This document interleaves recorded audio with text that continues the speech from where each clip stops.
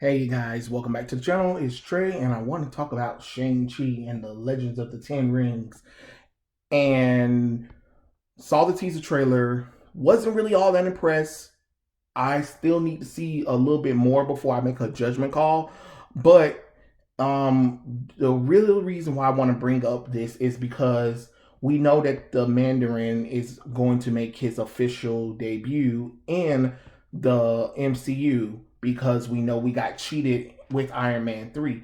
And it got me thinking about the Mandarin character itself. Why the hell has he not been in anything hardly?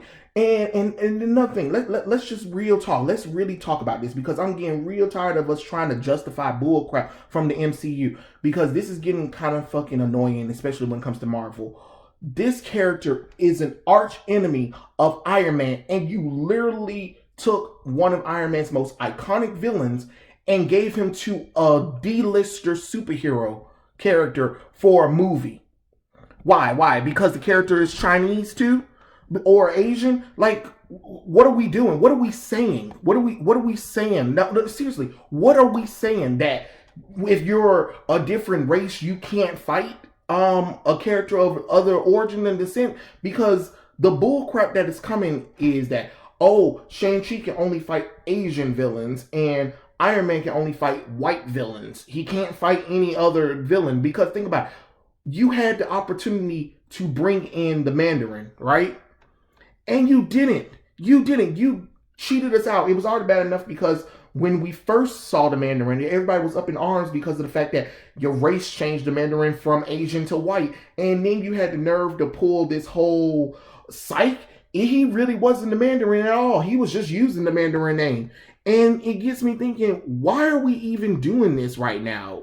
Like, how did we screw up Iron Man that bad?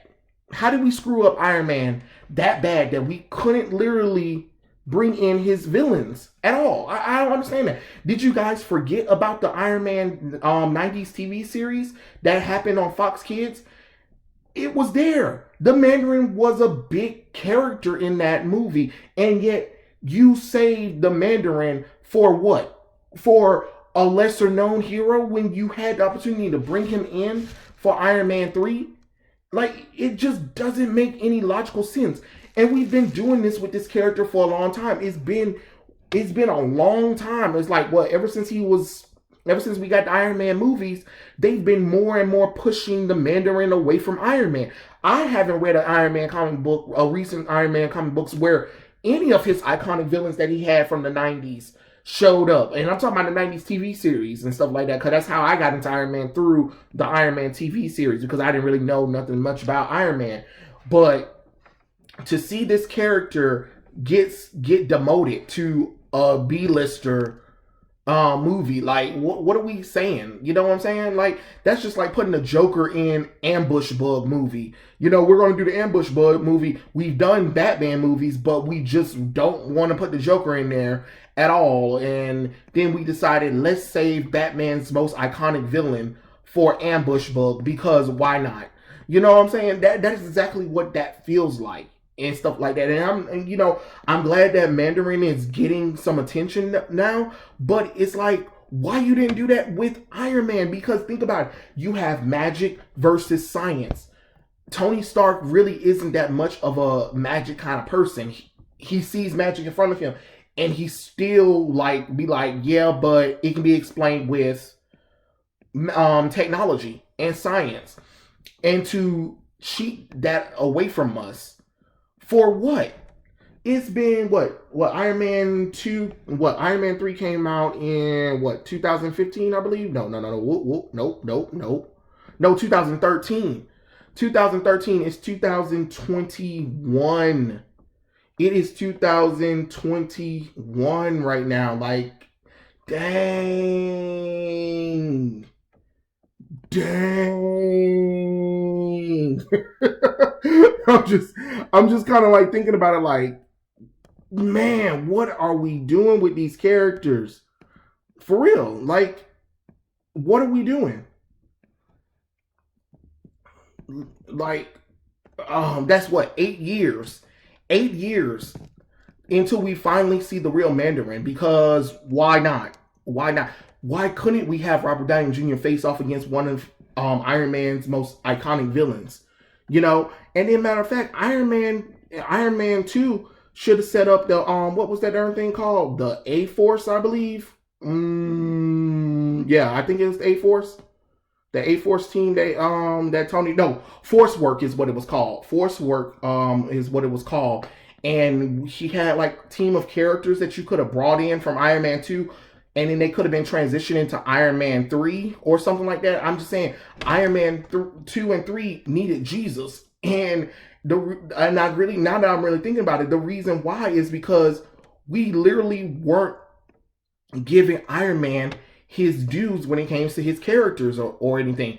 We brought in Black Widow, we brought in Nick Fury, we brought in War Machine, and we brought in AIM and Whiplash, but you didn't even do Whiplash correct at all. Like, what are we doing? You didn't bring in the Mandarin, you didn't bring in Dreadnought, you didn't bring in Blizzard, you didn't bring in Backlash, you didn't bring in Grey Gargoyle, like Whirlwind, Living Laser, MODOK, Fin Fan Foom. Where are these characters at? Where are these characters at?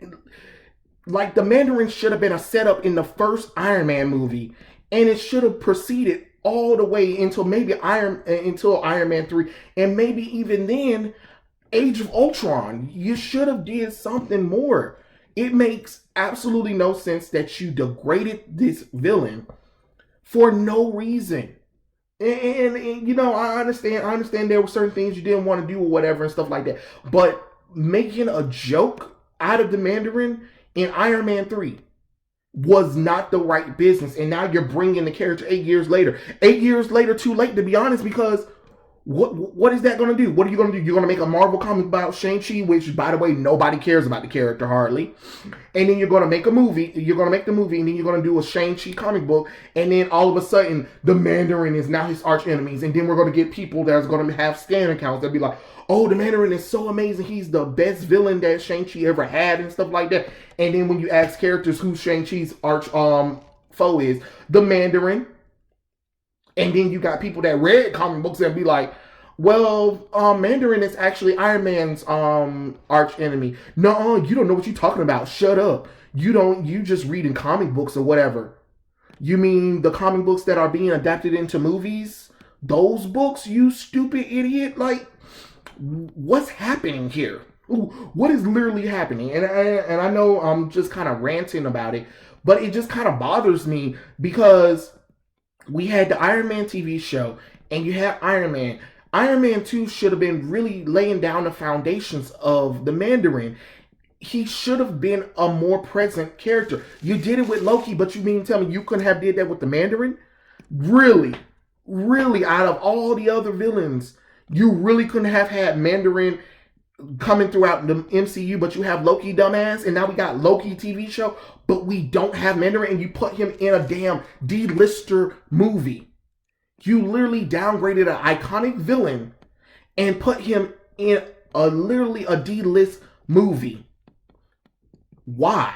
What is the respect of that? Because what, he's Asian? So we need to respect all of our Asian characters and put them in Asian-only movies and books and stuff? That makes illogical sense, dummies. People should have known about the Mandarin. People was upset with Iron Man 3. And what you should have did is you should have introduced him throughout the MCU. And you should have had him behind the scene forces with Age of Ultron. I know that might have been too many plots going on, but you literally should have. Like, so when Vision thought that he destroyed Ultron, at the end you find out that the Mandarin took a part of Ultron and stuff like that and was like, welcome back, old friend. Now we have work to do. You know what I'm saying? That way you could have gave us, first off, you should have gave us a Captain America 3, a real Captain America 3. Then you could have had Civil War. And once again, that could have been the evolve of Mandarin, Ultron, and Zemo. Could have created that confusion right there for Captain America Civil War. But you needed to do a Captain America 3 first. To be honest, you need a Captain America 4. Bring back Steve Rogers. Because I don't care what nobody say. Steve Rogers still haven't had a full trilogy. Because Civil War isn't a Captain America movie. It's not. It's Avengers 3. It literally is. It's Avengers 3. I don't care what nobody say. That's Avengers 3. And if If Robert Downey Jr. is getting top billing in that movie, it ain't a Captain America movie. It's an Iron Man movie at this point. But still, it was still an Avengers movie. So I mean, how do we drop the ball this bad on this character?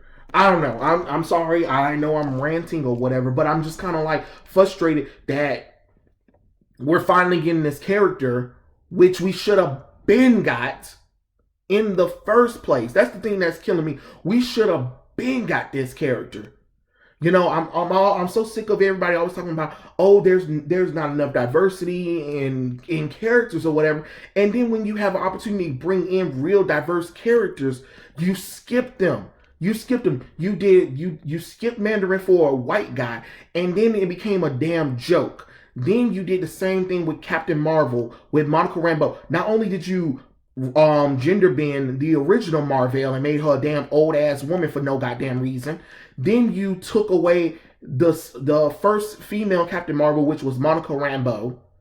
Then you took away Maria Rambeau's husband from her for no damn reason, just to elevate Brie Larson's Carol Danvers. You know, when is enough with these. You talk about you want diversity, and then when you have the opportunity to actually focus on those diverse characters, you skip over them until you feel it's comfortable enough.